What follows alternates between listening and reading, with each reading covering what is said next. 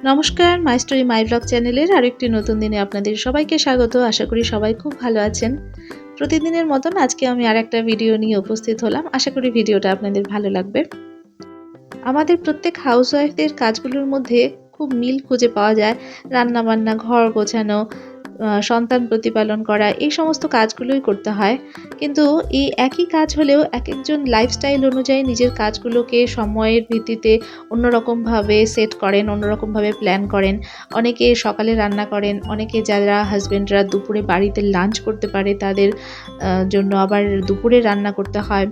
তো এরকমভাবে অফিস বা বিজনেস, বাড়ির মেম্বারদের কাজের উপর অনেকটা আমাদের হাউসওয়াইফদের কাজ ডিপেন্ড করে। তো ওই রকমভাবেও আমি আমার কাজগুলোকে সেট করি। যেদিন আমি খুব সকালে উঠতে পারি সেদিন অনেক ক্লিনিংটা আমি সকালেই করে নিতে পারি। কিন্তু বেশিরভাগই এরকম হয় যে সকালে আমার রান্নাবান্নার কাজ থাকে, তাই রান্নাবান্নার কাজকর্ম সেরেই তারপরে আমি ক্লিনিংয়ের কাজে আসি। তো সেরকমভাবে আজকেও আমার রান্নাবান্না হয়ে গেছে। তো আজকে রান্নাবান্নার ভিডিও শেয়ার করলাম না, শুধুমাত্র আমার আজকে কিভাবে ঘর পরিষ্কার করছি না করছি সেই জিনিসগুলোই শেয়ার করব। তো এখানে দেখতেই পেলেন যে হারমোনিয়াম, তবলা এই সমস্ত জিনিসপত্র আমি জায়গা মতন গুছিয়ে রাখলাম। আর মেয়ের বইপত্রগুলো এখানে ঠিকঠাক গুছিয়ে রাখছি, আর সেই সঙ্গে খেলনাগুলো। আসলে এই ঘর গোছানোর কাজটা কিন্তু অল্প সময়ের দেখতে মনে হলেও মোটেও অল্প সময় না।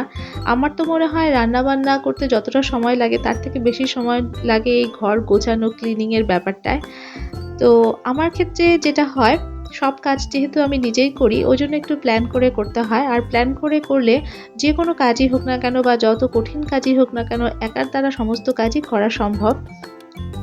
প্রথমে যেটা দরকার হয় সেটা হচ্ছে ফুল এনার্জি। একা একা কাজ করতে গেলে কিন্তু ফুল এনার্জি দরকার হয়। যদিও প্রতিদিন একই রকমের এনার্জি থাকে না, তার মধ্যে শরীর খারাপ তো থাকবেই।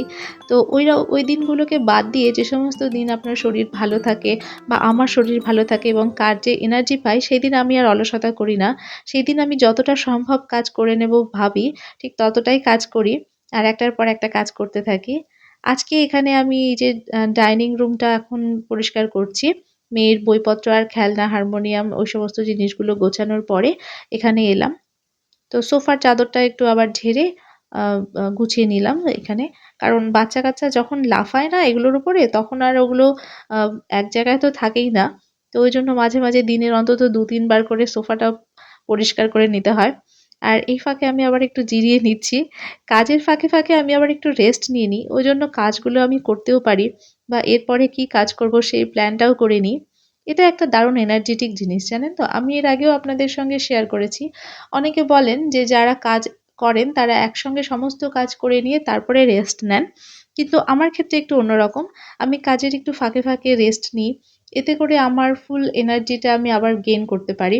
কিছুটা কাজ করলাম, তারপরে হয়তোবা একটু ফোনে কথা বলে নিলাম বা যেরকম দেখলেন যে ২-৩ মিনিট সময় একটু বসে নিলাম। তখন একটু প্ল্যান করলাম যে এরপরে কোন কাজটা করব। প্ল্যানটা থাকা দরকার, সে যেভাবেই কাজের পদ্ধতি সেট করুন না কেন।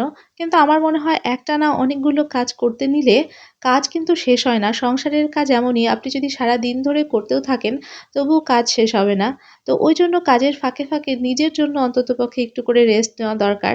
কারণ একটা সময় দেখা গেল কাজকর্ম করে যখন আমরা রেস্ট নিতে যাই তখন আর সময় থাকে না। তখন হয়তো মেয়ে বা ছেলে-মেয়ে সন্তানরা স্কুল থেকে বাড়িতে চলে আসে, হাসব্যান্ড বাড়িতে চলে আসে।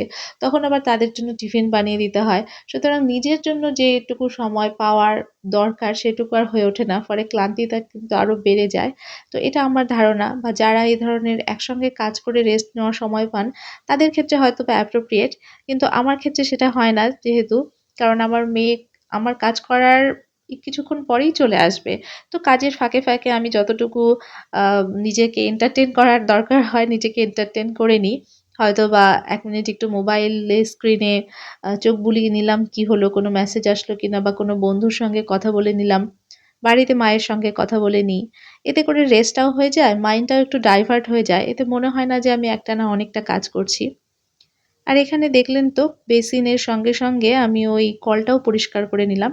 আর কলটা পরিষ্কার করার জন্য আমি বরাবরই টুথপেস্ট ব্যবহার করি।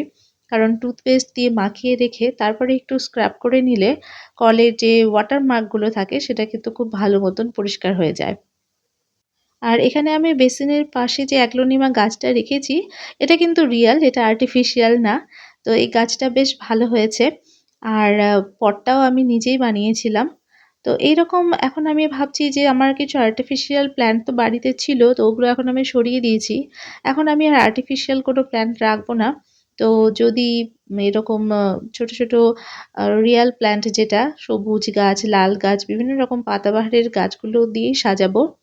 কারণ রিয়াল প্ল্যান্টের আ সৌন্দর্যটাই অন্যরকম। আর্টিফিশিয়াল কোনো জায়গায় রাখতে হয় যে সমস্ত জায়গায় আপনি জল ইউজ করতে পারবেন না বা ভারী জিনিসপত্র ইউজ করতে পারবেন না। সেই সমস্ত জায়গায় কিন্তু আর্টিফিশিয়াল প্ল্যান্ট দিলেও ভালো লাগে।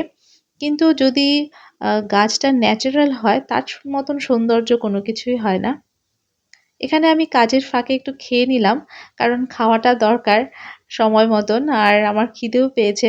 কারণ আমি কাজটা হয়তো আপনাদের সঙ্গে শেয়ার করছি একটু লেট করে। কিন্তু তার আগে রান্নাবান্না করে নিয়েছি। তারপরে একটু পরিষ্কার করে না নিলে হয়তো খেতেও পারতাম না। কারণ এত অগোছালো হয়েছিল ঘর। চোখের সামনেটা যদি এরকম অগোছালো হয়ে থাকে না, তো রাতেও ঠিক ঘুম আসে না। আর খাবার-দাবার খাওয়ার পরও মনে হচ্ছে যে হজম হয় না। মনে হয় যে কখন এই কাজগুলো সারবো। তো খাবার-দাবার সেরে দেখুন রান্নাঘরটা আমার অগোছালো হয়েছিল। তো এখন আমি এইটা ক্লিন করে নেব। খাওয়া-দাওয়ার পরে সচরাচর যেটা হয় সবাই একটু অলসতা বোধ করে, রেস্ট নিতে চলে যায়। কিন্তু আমি এখন রেস্ট নেব না। কারণ একে তো আমি দুপুরে ঘুমাই না, কোনো না কোনো কিছু করতেই থাকি। আর রান্নাঘরের কাজটা সেরে মোটামুটি একটু স্পেসটা ক্লিন করে পরিষ্কার করে তারপরেই যা হোক করব। কারণ এটা ছেড়ে যদি আমি এখন চলে যাই এটা আমার সারাদিন এইভাবেই পড়ে থাকবে। এটা পরিষ্কার করার আমি আর সময় পাবো না। কারণ একবার রান্নাঘর থেকে বেরিয়ে গেলে তারপরে পরিষ্কার করার কাজে কিন্তু আর ঢুকতে ইচ্ছে করে না। আজকে মাছ রান্না করেছি আর মাছের তেল এত ফোটে ছিটিয়ে গেছে মানে বোয়াল মাছ তো আর বোয়াল মাছ তো জানেনই আপনারা কেমন ফোটে।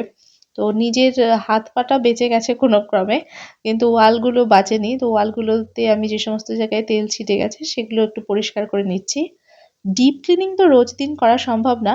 তবে প্রতিদিন যদি হালকা করে এরকম ভাবে মুছে নেওয়া যায় তাহলে ক্লিনই থাকে রান্নাঘর। কারণ আমি যখনই পরিষ্কার করি তখন এই যে লিকুইড ক্লিনার যেটা আমি বাড়িতে বানিয়েছি তো সেটা দিয়েই পরিষ্কার করি। যার ফলে কিন্তু রান্নাঘরটা আমার খুব অল্প সময়ের মধ্যেই পরিষ্কার হয়ে যায়। আর রান্নাঘরে কোনো মাছের বা মাংসের গন্ধও করে না। কারণ এর মধ্যে যেহেতু লিকুইড ডিশওয়াশার দিয়েছি আর ওর মধ্যে লেমনের ফ্লেভার আছে। তো ওই জন্যই সেন্টটা কিন্তু বেশ মাইল্ড একটা সুন্দর সেন্ট বেরোয়। ওই রান্নার কোনো গন্ধ আর রান্নাঘর দিয়ে পাওয়া যায় না। তো ওই জন্যই আমি যতটা তাড়াতাড়ি সম্ভব রান্নাঘরটা ক্লিন করে সমস্ত হাতের কাজ সেরে তারপরে যদি সময় পাই রেস্ট নেব। আর যদি সময় না পাই তাহলে আমার মেয়ে চলে আসবে। কোনো অসুবিধে নেই। আমি এভাবেই এনার্জেটিক ফিল করি। আমি দিনে যেহেতু খুব বেশি সময় রেস্ট নিই না, তো ওই জন্য আমার ওই জিনিসটা ওই নেশাটাও নেই যে রেস্ট নিতে হবে। অনেকে আবার দিনে একটু ঘুমোলে বেশ ভালো ফিল করেন। কিন্তু আমার সেই অভ্যেসটা নেই। আর এই অভ্যেসটা না হওয়াই ভালো। কারণ ঘুমিয়ে গেলে তখন কিন্তু পরবর্তীতে আর কোনো কাজে সেরকমভাবে এনার্জি পাওয়া যায় না। কারণ এখন আমার মেয়ে আসবে, ওকে খাইয়ে-দাইয়ে বিকেল হয়ে যাবে। তো তারপর তো আমাকে আবার একটু ছাদে যেতে হবে। ছাদে কিছু গাছপালা আছে। তো যদিও ওগুলো হাসব্যান্ড দেখে, তো আজকে আমি আবার ছাদে যাবো। একটা গাছ আপনাদের সঙ্গে শেয়ার করব। গাছটার কি দুরবস্থা হয়ে আছে। কিন্তু সেই গাছটার খাবার সম্পর্কেও শেয়ার করব। তো ওই খাবারটা দিলে দেখবেন গাছটা খুব চটজলদি ভালো হয়ে যাবে। আর এইদিকে রান্নাঘর মোটামুটি গুছিয়ে নিয়ে এখন আমার বেসিনে যে কয়েকটা বাসন জমেছিল সেগুলো ধুয়ে রেখে দিচ্ছি।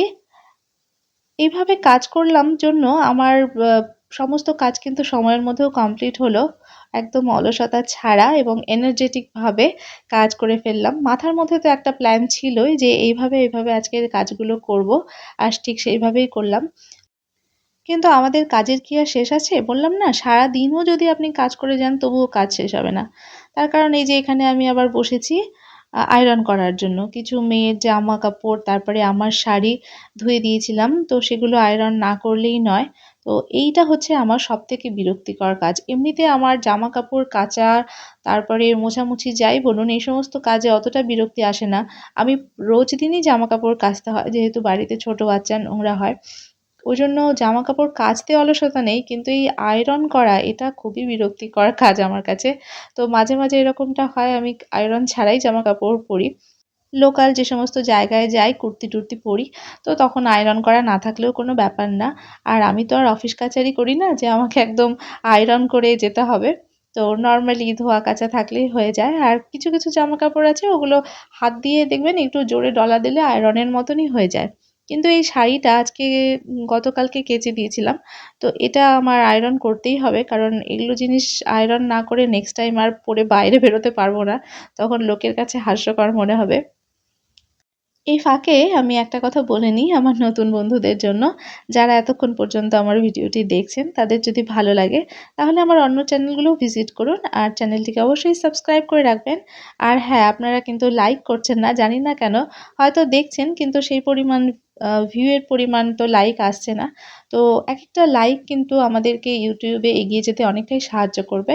তো যদি ভালো লাগে তাহলে একটু লাইক দিয়ে দেবেন, তাহলে আমরা একটু ইন্সপিরেশন বোধ করব, আমি এবং আমার মতন যে সমস্ত ইউটিউবাররা আছেন। ঘরের কাজ সেরে এখন ছাদের কাজে এসেছি, আর ওখানে তো হাজবেন্ড গাছে জল দিচ্ছে, মেয়ে পাশে দাঁড়িয়ে আছে। তো গাছে জল দেওয়ার কাজগুলো হাজবেন্ড করে ঠিকই, কিন্তু এক একটা জিনিস হয় না যেগুলো গাছ চায় নিজের, মানে আমার হাতের ছোঁয়া চায়। তো সেই রকমভাবে আমি চলে এসেছি আমার হাতের ছোঁয়া দিতে। মানে এই যে অ্যালোভেরা গাছে ও জল দেয় ঠিকই, কিন্তু শুধুমাত্র জল দিলেই তো আর হয় না, গাছের জন্য এক এক গাছের এক এক রকম খাবার দরকার হয়। তো অ্যালোভেরা গাছের মেন খাবার যেটা, সেটা আমি দিচ্ছি। দেখছেনই তো গাছগুলোর কি অবস্থা হয়ে আছে, ডগাগুলো কালো কালো হয়ে গেছে, শুকিয়ে গেছে। তো এই জিনিসটা দিলে কিন্তু আপনার গাছ খুব তাড়াতাড়ি আবার খুব ভালো হেলদি হয়ে উঠবে। সেটা হচ্ছে ভাতের মাড়। ভাতের মাড়টা পাতলা করে জলের সঙ্গে মিশিয়ে এভাবে অ্যালোভেরা গাছে দেবেন। বেশ কিছুদিন দেওয়ার পরে মোটামুটি আপনি যদি 15 দিন দেন তাহলেই দেখতে পাবেন গাছের চেহারা ঘুরে গেছে। আর এখানে লেবু গাছেও অনেকটা ফুল এসছে, আর কিছু লেবুও ধরেছে। ইউফোরবিয়া মিলি সারা বছরই ধরছে, এখন ফুল ফুটছে, কারণ আমার ছাদে রোদ পায় সবসময়। আজকের ভিডিওটা আমি আর বেশি বড় করব না, এখানেই শেষ করছি। যদি ভালো লাগে চ্যানেলটিকে সাবস্ক্রাইব করে দেবেন আর একটা লাইক কিন্তু অবশ্যই করবেন। দেখার জন্য অনেক ধন্যবাদ।